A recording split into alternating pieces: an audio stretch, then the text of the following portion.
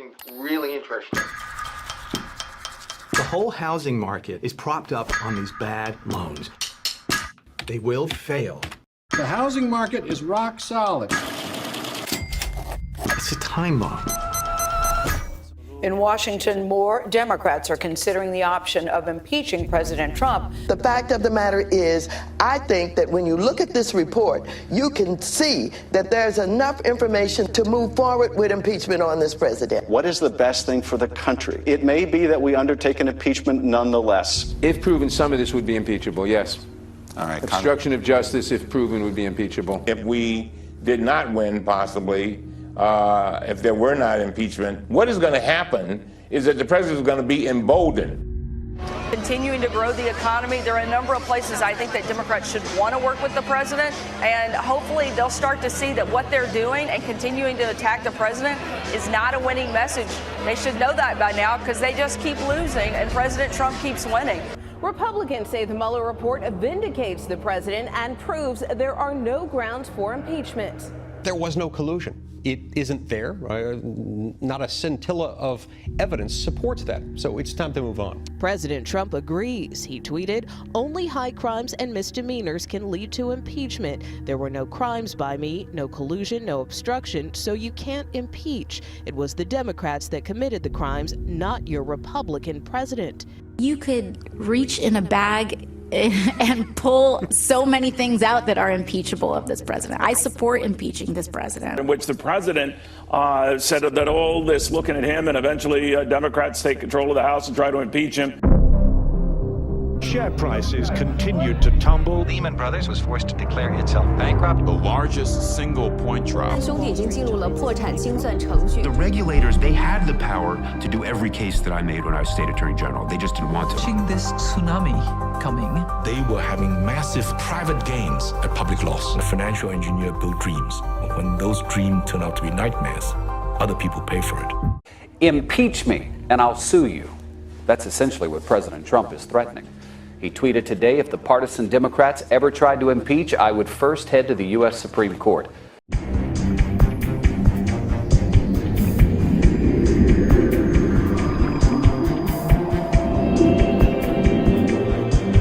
It was the greatest civilization in history. So advanced and powerful, it dwarfed anything that came before it.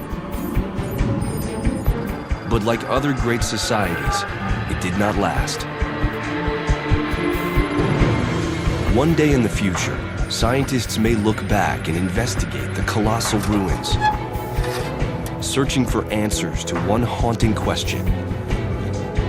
How could a civilization that mastered the planet suddenly collapse? The Trump administration, big change in policy that's affecting oil markets, and not just Iran, but really the Trump administration's relationships with several friendly countries. This is the announcement. As of May 2nd, it will no longer grant any waivers from sanctions aimed at countries that continue to import Iranian oil.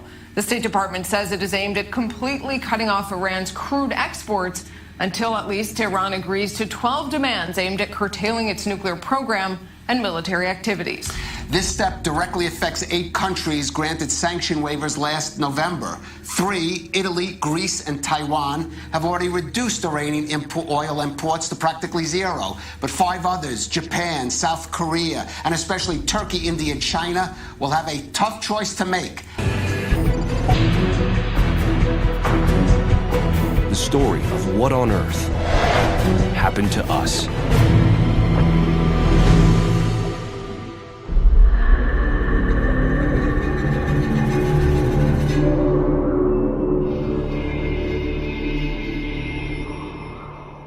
If our worst fears are realized, our world could look like this.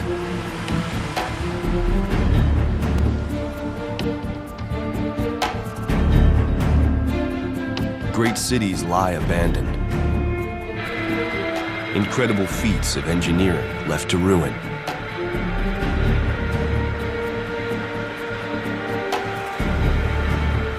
There's a real possibility that first world civilization as we know it is going to decline or collapse within the next several decades. It all depends upon the decisions that we make. It may seem impossible, but many experts agree our modern industrialized civilization could fall apart. A collapse today would be the greatest disaster in human history. The overall society would simplify. Probably many of us would go back to an agrarian way of life. We would lose everything to which we have become accustomed.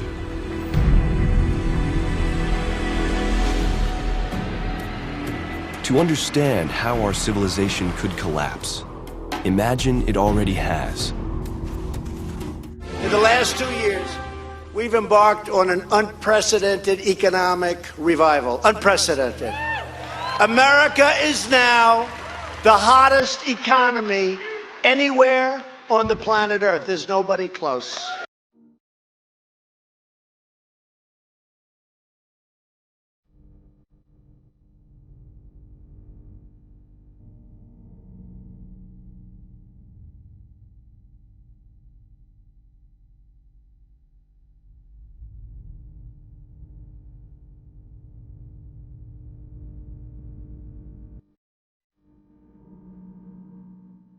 If the Democrats take back power, do you believe they will try to impeach you? Well, you know, I guess it says something like high crimes and all. I don't know how you can impeach somebody who's done a great job. I'll tell you what, if I ever got impeached, I think the market would crash. I think everybody would be very poor, because without this thinking, you would see numbers that you wouldn't believe. Excellent question. Yes, I am proud to be America's first female president.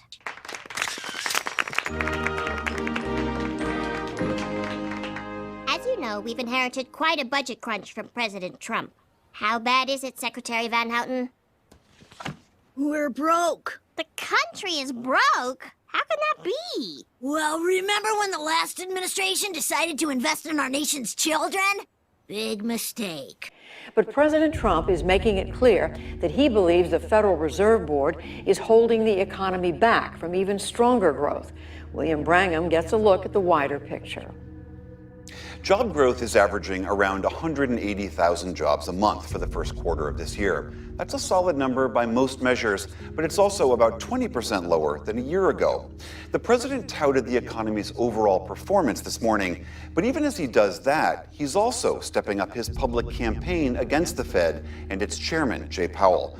New data being released today shows President Trump's trade policies may be backfiring. Our Jane Wells is at the Port of Los Angeles with the details. Hi, Jane. Hi, Sarah. If the point of tariffs was to help restore the balance of trade between China and the U.S., well, so far it's had the opposite effect. Imports have surged. Exports have plunged. Take a look at this. They're down 25% last year across the country, exports to China. It's even worse as of January. You can see the acute impact out west. The Institute of International Finance estimates U.S. companies are losing $40 billion in a year because of the Chinese tariffs.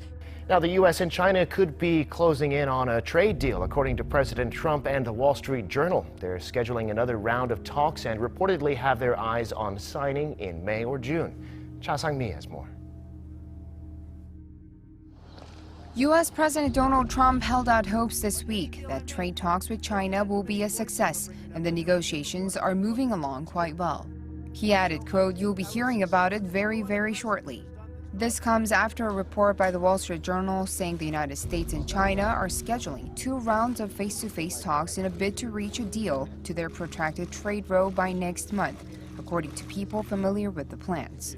Under the tentative timeline, U.S. Trade Representative Robert Lighthizer and Treasury Secretary Steve Mnuchin will be traveling to Beijing the week of April 29th, followed by Chinese Vice Premier Liu He making a visit to Washington the week of May 6th.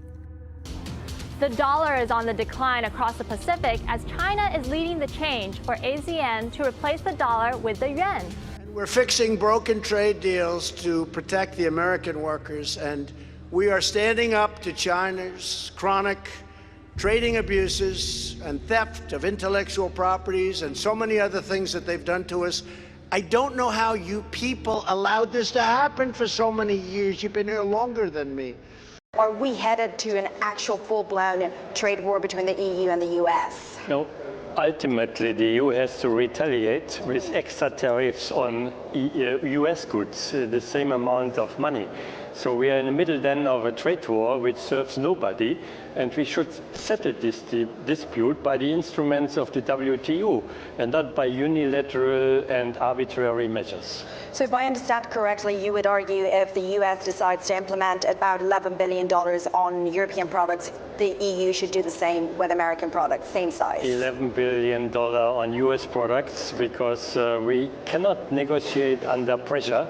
It has to be on a level playing field and with the mechanisms that we have with WTO and not with the Trump type of pressuring partners that is not going with the EU. The president is tweeting right now. He just said this. Harley-Davidson has struggled with tariffs with the EU, currently paying 31%. They've had to move production overseas to try and offset some of the tariffs that they've been hit with, which will rise to 66% in June of 2021. He's tweeting at me because we just did the story. So unfair to the U.S., we will reciprocate. And the president has been very clear in terms of using tariffs as leverage to change the dynamic, not just in the trade situation, but change the dynamic with China as well. Has that been an issue in the earnings period so far? Oh, no doubt. And you said to me the biggest risk coming into 2019 for tech was China. And now, when you look at what's happening on trade and some of the tea leaves, especially for FANG names, especially for Apple, you look at semi names, that's been an overhang now. It's started to get removed from those names, and that's why you're starting to see some of those stocks getting re-rated higher. Obviously, we need to see the details as these tariffs, as well as the trade details come out. But it comes down to IP protection. That's the key focus for investors. We should be clear. The European tariffs on Harley-Davidson motorcycles were in retaliation to U.S. actions on steel and aluminum imports. So that was retaliatory. That wasn't a first move. That was a response. So again, maybe we call a truce on the tariffs, and that would help Harley-Davidson here and prevent them from moving production overseas. Well, let's start with how it happened. You have to go back at least to 2008 and the crash of the American economy, the crash really of global capitalism. So frightened were the people who run the United States at that time, the big bankers in New York, the politicians at the Federal Reserve, and so on, that they rushed in to try to hold the economy from a complete collapse. And one of the things they did was drop interest rates to historically unprecedented lows. Not only all the way to zero, but on and off below zero, negative interest rates, which we hadn't seen hardly ever in our history. What this did made credit virtually free. And every corporation having any kind of difficulty over the last 10 years, and that's almost all of them, solved their problem by borrowing essentially free money. It was an opportunity none of them could forego. It was too delicious. It was a way to solve their problem that was easier, since the interest rates were next to nothing, than anything else they could have done. So they loaded up on debt. And now the problem is they're going to have a hard time in the years ahead making the kind of money they need to make to begin to pay off that debt, because especially now as interest rates are starting to go up, they're going to have a heavy load to solve in this way, and they're not prepared for it. So yeah, it has buried us in a corporate debt problem. We've never had this before at this scale, and if an economic downturn comes, as most economists expect over the next 12 to 24 months, nobody can guess what will happen when the companies that go down can't pay back the debts they've taken out, and how that will spread the misery across our economy. Very scary proposition. Let me end with this number that I just found, and I think it's correct. I got it as I was researching this segment and this interview that I was about to do. It says that right now our banking or corporate cash to debt ratio in the United States as of the end of 2018 was at 12%. I'm not an economist or a financier, but that number troubles me as an American. Should it?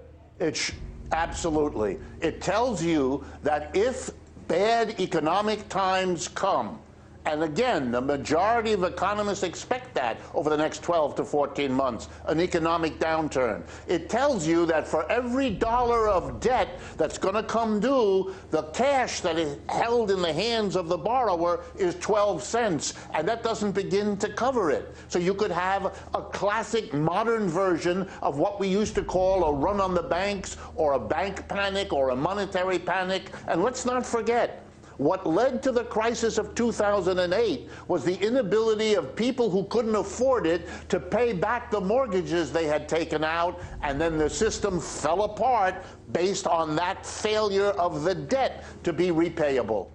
Well, let us reveal their faces. Now, while President Trump often takes aim at the Fed's Jerome Powell and the central bank for the market's recent steep declines, Peter Schiff says actually both parties will be the ones to blame when the recession he says we're about to see makes the financial crisis of 2008 look like the roaring 20s by comparison. Schiff is here. He's the author of The Real Crash. Euro Pacific Capital CEO Peter Schiff joins us. But in the spirit of fair and balance, the man in charge of the trading group at TD Ameritrade, Executive Vice President Stephen Quirk, says October's volatility, and especially what we're seeing now, in no way signals the end of the world. All right, Peter, to you first. Why are you blaming both President Trump and Jay Powell of the Fed? Well, I'm blaming both political parties. I think that the Republicans are going to take the blame because it's going to blow up on their watch. But if you want to name names, you got to go back to Alan Greenspan. You know, he's the one that really wrote this playbook. Every time we had a bear market while Greenspan was chairman of the Fed, he would quickly restart the party with cheap money. And so we set this process in motion. But it's not going to work anymore. We've done it too many times. Why is President Trump to blame, and why is Jay Powell to blame? No, they're going to get blamed because they're the fall guys. I think that the administration's effort to bring extreme pressure on the Iranian regime is exactly right. After all, it's destabilizing the entire Middle East, or trying to. So I support it. It'll cause, of course, some bilateral tension with some of the countries, China, India, perhaps others, but it's the right move. All right, President Trump also tweeting today about the Federal Reserve, saying if the Fed had done its job properly, which it has not, the stock market would have been up 5,000 to 10,000 additional points, and GDP would have been well over 4% instead of 3%, with almost no inflation. Quantitative tightening was a killer, should have done the exact opposite. So far, the president has floated two names for his pick for the Fed board, Herman Cain and Steve Moore. You know, we really turned bullish. When Trump got elected, we knew the gravy train was coming and tax cuts. And you can't argue with that. There's nothing better than tax cuts and repatriation. But again, it's a short-term thing. And we've said, look, this is the final blow-off rally. The question is, how long does it last? We've been warning our people that, look, there's a high chance that we're going to peak late this year, and now this is the first sign of that potentially. Or if we can keep to a 10 to 15% correction, we could have one more run up in the next year. But the odds are shifting very quickly to this could be it, because we okay, really now hit some hold on a second, Harry, because you throw out numbers here. I just want to make sure the bubbles are off the charts. Okay. And so this could be the beginning. Here's the trick, and it's very difficult when bubbles burst, and we've researched every major stock bubble in the last century. The first whack is 40% on average in 2 to 3 months. 40%. So the problem is it's almost better to hedge. We're telling right now options are cheap. It's better to hedge your portfolio than necessarily get out. But it's better to hedge or get out early, because once this thing happens, it'll happen so quick that people won't know it. Crashes don't happen in one day. The market is going to go up for a while. I'm still optimistic about the U.S. stock market for a while, and Asian stock markets. It'll go up, and sometimes later this year or next, the decline will start in. But it doesn't happen in a day. And Stuart, when I said it's going to be the biggest market downturn in my lifetime, I mean, that's not so strange to me. 2008, we had a problem because of too much debt. Stuart, as you well know, the debt has skyrocketed since 2008. Yep. So when I say it's going to be worse than my lifetime, how could it not be? So you're a debt bomb guy. You're saying, look, the crash is coming, the huge sell-off is coming, and it's because of debt. Okay, here's how you explain it. Wall Street started bundling home loans together, mortgage-backed securities. and selling slices of those bundles to investors. And they were making big money. So they started pushing the lenders, saying, come on, we need more loans. The lenders had already given loans to borrowers with good credit, so they go bottom feeding. They lower their criteria. Before, you needed a credit score of 620 and a down payment of 20%. Now they'll settle for 500, no money down. And the buyer, the regular guy on the street, assumes that the experts know what they're doing. He's saying to himself, if the bank's willing to loan me money, I must be able to afford it. So he reaches for the American dream. He buys that house. The banks knew securities based on shitbag mortgages were risky. You'll work on shitbag. So to control their downside, the banks started buying a kind of insurance. If mortgages default, insurance company pays. Default swap. The banks insure their potential losses to move the risk off their books so they can invest more, make more money. Well, a lot of companies insured this stuff. One was dumb enough to take on an almost unbelievable amount of risk. AIG. And you'll work on dumb. And when they ask me why they did that? Fees. Hundreds of millions in fees. Yeah, and she figured the housing market would just keep going up. But then the unexpected happens. Housing prices go down. Poor bastard who bought his dream house. The teaser rate on his mortgage runs out. His payments go up. He defaults. Mortgage-backed securities tank. AIG has to pay off the swaps. All of them. All over the world. At the same time. AIG can't pay. AIG goes under. Every bank they insure books massive losses on the same day. And then they all go under. It all comes down.